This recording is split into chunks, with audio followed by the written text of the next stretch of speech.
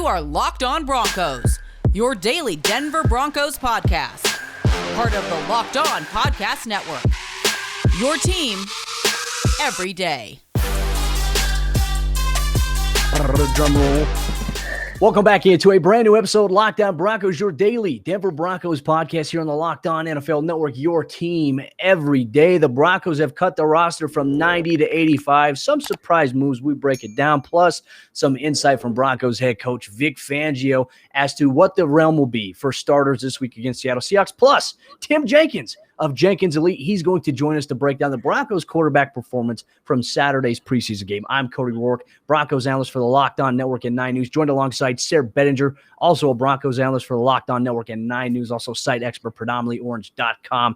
Sayre, obviously a lot to break down. We have a really star-packed show here with Tim Jenkins joining us, but hey, let's get into some news and notes here to start off the episode, man. You know, the Broncos making that cut from 90 to 85 and some surprise moves. And the Broncos placed Levante Bellamy, Devontrez Dukes, and Deion Sayre with the waived/injured designation. And then on the other hand, they go through and they get Rogesterman Ferris, Peter Kalambayi, as we talked about, and Lorenzo Neal Jr. on the waived list.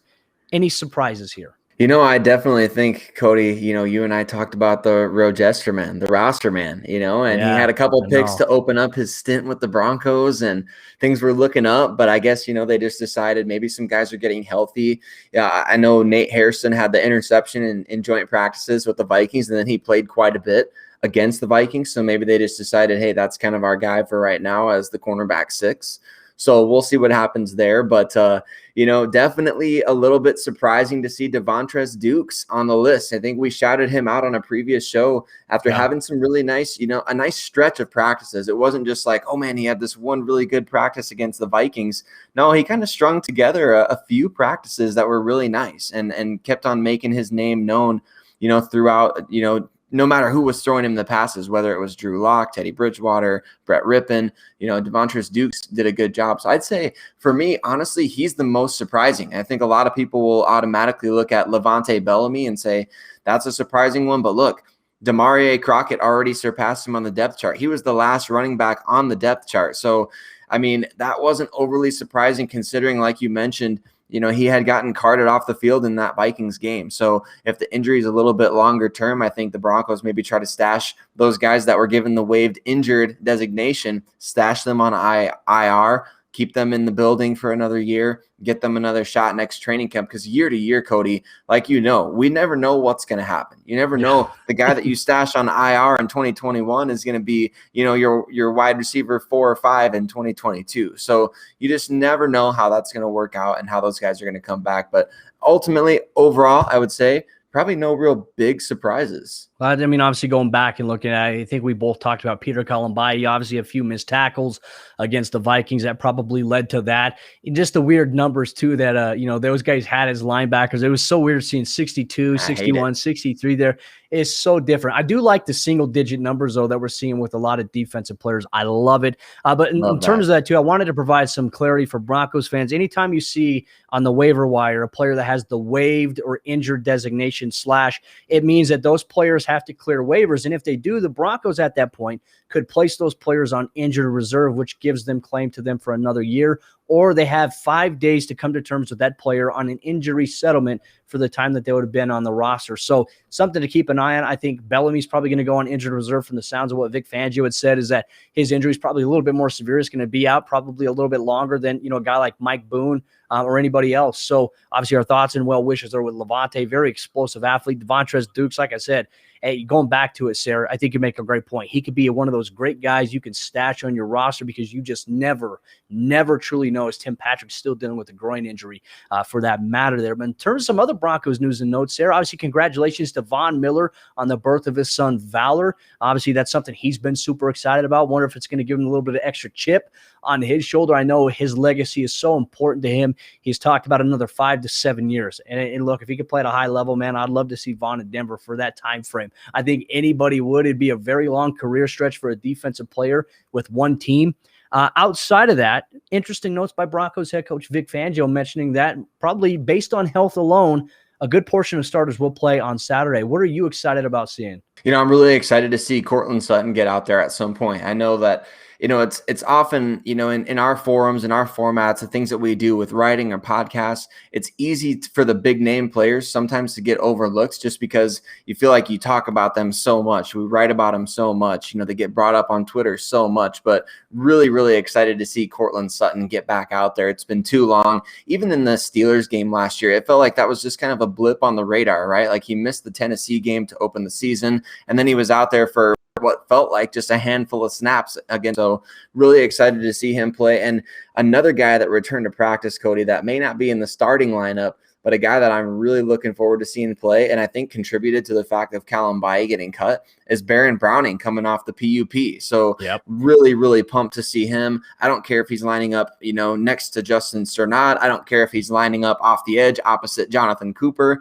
I don't care where they put him. I want to see Baron Browning big time. Yeah, no, I'm with you there. And it's important that you mention that too, because obviously coming off PUP list, lower leg injury, and being one of those guys that Vic had said, hey, look, you're behind and we need you to catch up, because he only had 2 days worth of snaps. And Vic said in those 2 days of practice, we only ran 22 total plays. So really for Baron Browning, he's behind in the sense of actually getting those on-field reps. Now, he moves really well in general. So I wonder how much of an adjustment period it'll be for him. I don't think we're going to see him this Saturday. Potentially against the Rams, we might see him. But then again, I mean, Vic could be like, hey, you got to go out there. When we talk about trial by fire, he's your 3rd-round pick.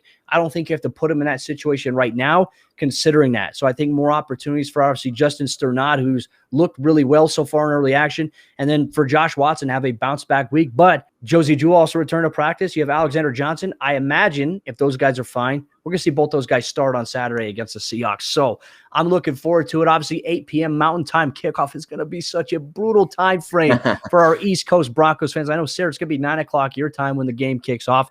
We're going to have a post-game report for you, Broncos country. Bear with us. It'll be up Sunday morning for you. But Sayre and I are going to take care of that for all of you guys here on the Locked On Broncos podcast. But with that said, coming up here in just a moment, we're going to get into our interview with Tim Jenkins, CEO of Jenkins Elite. Does a lot of great film breakdowns on his YouTube channel regarding quarterback positions.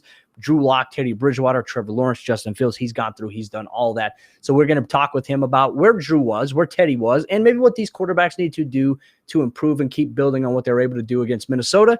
But before we do that, folks, let me tell you about betonline.ag, the other sponsor of today's episode of the show. And BetOnline is the fastest and easiest way to bet on all of your sports action. The NFL season is ongoing, and all the action persists with you here at betonline.ag. You don't have to sit on the sidelines anymore, as they have everything for every sport: NHL, NFL, MLB, NBA, and all of your UFC and MMA action all in one place. That is betonline.ag. So I want you to head to the website or use your mobile device today to sign up today and receive your 50% welcome bonus when you use promo code LOCKEDON. BetOnline, your online sportsbook experts.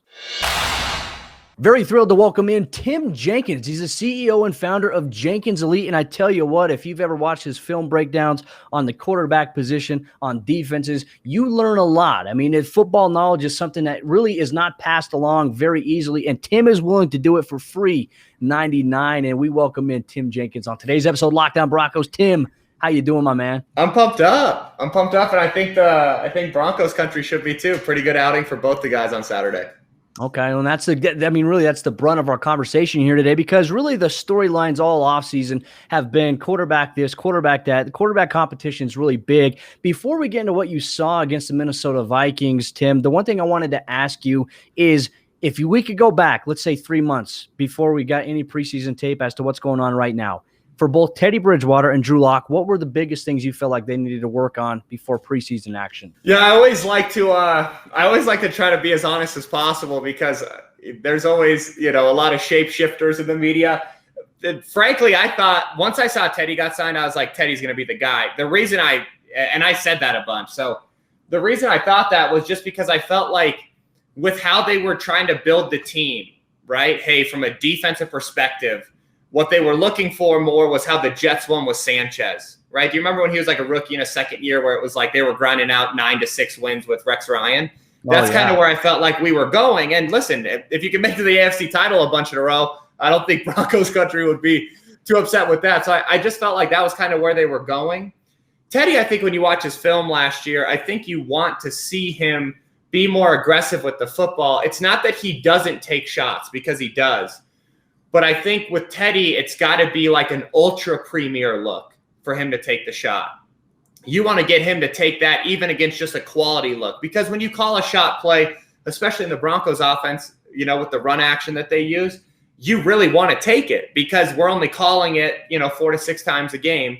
And you saw the Carolina game last year was a special one for Drew where he connected on all 4, right? And people kind of lost their mind. But with the Broncos offense, you want to see him. So that's what I tell you. I really wanted to see Teddy work. Drew, there were a litany of things, right? Between his footwork, his pre-snap diagnosis with just 2-shell, 3-shell, kind of simple, quick game things.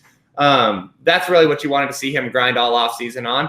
And then when you kind of look at it, it seems like he hit on some of those points in a small sample size with the in-game stuff. So that's kind of where I was at, 3 months ago. I also, just being transparent, I thought Teddy was going to win the job, and I thought it wouldn't be close. And it looks like it might go the other way.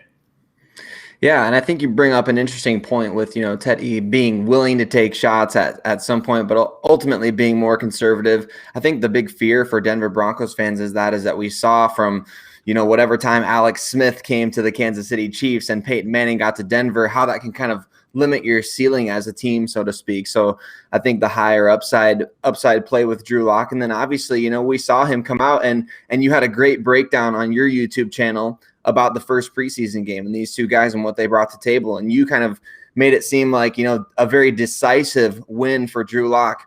What specifically was it? I know you mentioned it in your breakdown. We want to encourage anybody listening or watching this to go and check that out in full, but maybe kind of sum up, Tim, why you think Drew Lock had such a decisive win in game 1. I think what's interesting, this is what stood out to me. So one, I did like a full grade on him because one, I feel like there was a lot of misinformation going around about just like, hey, if you're going against the 2s and 3s, are you really going to get that much out of it and all this? And I wanted to show like, hey, here's how you actually get graded. It has nothing to do with who you're going against, right? Of the 5 categories you grade a quarterback on, maybe one being the throw would be impacted by going against 2nd and 3rd stringer. So that's kind of something I wanted to address was a lot of people don't even know what that sheet looks like. Right. So to me, I wanted to make that for the fans so they could see. It helped me a lot because when I went through it and started like looking at stuff, I'm like, dude, so Drew graded out 8/8 on his decisions in the pass game, which is a huge improvement for him.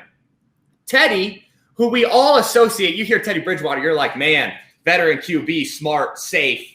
He graded out 6 and 9 on decisions. So I'm sitting there like, man, even my preconceived notions about him didn't check out when it came to the grade. So that's where, for me, it's like, that's how it's a decisive win. Like, dude, do I love the KJ Hamler post? Of course I do, right? Everybody should. And anyone saying that that's an easy throw, like, that's tough. That's a tough sell for me, man. There's pressure in every single throw that you make as a quarterback, no matter what the level, no matter how open he is. So I wouldn't say it's an easy throw. I get what people are saying in that he was wide open, right? And it wasn't something you had to fit in. But to me, regardless of who's covering him, that's probably a completed ball. Maybe it's catch tackle, but it's probably completed. So I love that one, but it was really boiled down to the decision-making. And when you have a guy who goes 8 for 8 in the pass game, it's really tough to say he wasn't starting to run away with it comparatively to 6 and 9. So I think that's where Drew not only won, but it was a surprise for me when I looked at the final grade for both of them of saying, gosh, of the areas that I thought Drew could run away with this competition, it really wasn't that. It was, I thought Teddy would mostly get the upper hand there. So that was nice to see. And, Drew cleaned up a lot of footwork. There were a couple missed throws that, that sail route to KJ Hamler's got to be better, right? That's just a throw that we can't miss. And Teddy had a couple get away from him too. And those are things that I think both of them will clean up hopefully in week 2. Well, I'm looking forward to seeing that against the Seattle Seahawks. Broncos head coach Vic Fangio mentioned, based on health, we're probably going to see more of the starters play this week against Seattle, which I think will be a great measuring tool, for both of these guys. Not only that, just the offensive line. But you mentioned something previously, Tim, that I feel like a lot of Broncos and football fans in general don't understand the difference on. There's play action, and then there's run action. We saw a lot of run action with the Broncos last year. You touched on it. We saw it a little bit in the preseason game. Can you explain the difference between those two terms for Broncos fans? Yeah, so play action, this is how I explain it to our quarterbacks. Play action is, hey, the O-line's in pass pro, maybe like the tight end as well, but the line's in pass pro, and it's just the quarterback and the running back on the action. Why do you do that, right? You're trying to just freeze a linebacker. Think, if I want if I want the linebacker or DB to have a slight hesitation, I'm leaning pass pro. It also gives me better protection, not as many run throughs. So that's the pro and con, right? The pro is, hey, we're not going to get as many run throughs. The con is I'm only going to freeze guys, not really get a full commitment. Run action, we're pulling people. It's the exact run look. So the Broncos ran like 20 wham. I tweeted it out today down in the red zone on that touchdown from Drew Lock, which was like the most creative boot I've ever seen. So I was trying to give Shermer a lot of credit because people are sometimes pretty hard on that guy. But run action is, hey, we're getting a pull, we're influencing, but you're going to get a lot of run throughs. What I mean by that is like you're going to get a lot of D linemen who just come free because it's not sound. But you're also going to vice versa get a lot of quarter safeties running the alley because they're like, God, I got to help seal this edge. And the next thing you know, KJ Hamler's gone. So that's where, that's the difference between the two is play action and run action. The Broncos, they're the only team that I've seen consistently utilize run action. So they pull people on their boots. It's something that I think, like, I don't get how this hasn't then ran through the NFL. Like, to me, it's the coolest thing that they do offensively is run action in their boot game. It's also part of why Teddy and Drew get the edge so darn easy is because people are reacting to an actual run play versus trying to sell like outside zone, which a DN's going to just squeeze anyways, and then he's going to go attack the quarterback. Well, if you actually pull, they're trying to set a firm edge, and it's way harder than to redirect and get outside. So they do some really cool stuff. But, yeah, that's the general difference for run action, play action for the fans watching at home. Well, I think that's awesome terminology to know. And Broncos country coming up here in just a moment. Tim, Sayre, and myself, we're going to talk a little about a week ahead. What do these quarterbacks need to do to maybe further solidify themselves in the position? Could Vic Fangio make a decision at the end of this week? We're going to break that down. But before we do that, let me tell you about Built Bar, which is the sponsor of today's episode of the show. Built Bar, ladies and gentlemen, Built Bar is the best tasting protein bar on the market here today. Peanut butter brownie has made its gracious return, which means I'm super excited. I ordered myself a box of Built Bar, and you can also order a box of 18, a mix pack. If you want to try all of the 9 amazing, delicious flavors, including the occasional limited time flavor, you can try it all and figure out what flavor is the one that you love the most, you or your family. And also a recommendation, put it in the fridge or freezer for about an hour. Take a bite into it. It's still soft and easy to chew. The thing I love about Built Bar outside of the flavors is that it's covered in 100% chocolate, and it's also healthy. I'm into a big time lifestyle regimen about being healthy, but sometimes I like the taste of something that's chocolate, Sayre. And the thing for me is I'll go through the bars that contain 17 grams of protein, only 130 calories, and only 4 grams of sugar. That is a nice gamble that I'm willing to take when it comes to health and also a very good treat. And I want you to go to Built.com today, get your hands on a box of Built Bar, and when you use promo code LOCKED15, you're going to get 15% off your next order. Once again, promo code LOCK15 is going to get you 15% off your next order at Built.com. All right, jumping into the fourth quarter action on today's episode, Lockdown Broncos. Fortunate enough to be joined by Tim Jenkins. Tim, I'm still waiting, my man, for that hat and that shirt so I can rep it here on the podcast, my man. And you did put together a very successful camp, obviously, with a lot of high school athletes, youth, and just in general. You do a lot for the football community, whether you're, a young guy who's working on mechanics before he gets into high school, or versus, even collegiate athletes and even pro athletes. You do it all, man. So I just want to say, hey, thank you for your work. You're keeping the game alive. I got to get you. I know I got to get you a hat. I feel like I owe like 10 different people a hat. And I'm like, every time I do a gear release, they're like, hey, am I ever going to get that hat? And I'm like, oh yeah, I got it this time actually. So we got a new shipment. We got a new shipment of Under Armour stuff just came in, and we're getting it logoed. So who knows? Maybe you got a little package on the way. Ooh, I'm looking forward to it, man. Like I said, I always got to rep the brand, though, for sure. But, hey, as we get into the fourth quarter action of today's episode of the show, I think we look a lot as to what they did right, what Teddy did right, what Drew did right. What do you think is something that both these guys could do better in week 2 against the Seattle Seahawks here in the preseason?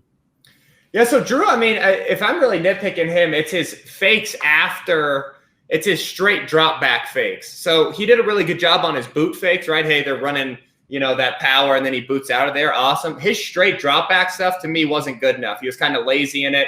And it's something that, I think Peyton Manning did a heck of a job throughout his career of making it look the exact same. And if we know we're going to be a highly effective run action team, our fakes have to be better. So that's what I tell you Drew's got to focus on. Teddy, it's the PSL reads like we talked about, where it's 2 shell, we're going to read this side, 3 shell, we're going to read the other side. He struggled with that. Same exact struggles Drew had early in the 2020 campaign, right? Same exact looks, same exact plays he struggled with. You want to see him take the next step. You would also like to see an expedited learning curve from him, considering he's a veteran QB. So that would be what I tell you. The number one things I want to see both these guys improve in week 2 is definitely just the fakes for Drew and then the PSL stuff for Teddy. I think too, Tim, we hear a lot about, offensive coordinators really limiting what they show from the playbook and preseason action. How does that, come into conflict with a quarterback competition, right? Because obviously you want to put these guys in the best position to succeed. So, and I don't know necessarily what we saw with Drew Lock out there this past week. I have no idea. Like you said, the red zone play, the touchdown to Trinity Benson is a really creative design from Shermer. Yeah. So ultimately, how should the Broncos, or how do NFL teams, I guess, kind of all encompassing amidst a quarterback battle, how do you kind of limit what you're showing teams, but at the same time put these quarterbacks in position to succeed? So the concept thing, I think is somewhat, I don't want to say it's a misnomer, but I view it like my meal at night, right? Like, okay, you're having steak and baked potatoes. The kids are jazzed. The wife is jazzed.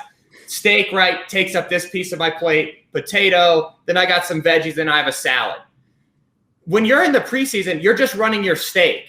The stuff that's going to be in your meal week in and week out, right? It's going to be in my game plan all the time. That's just what you run.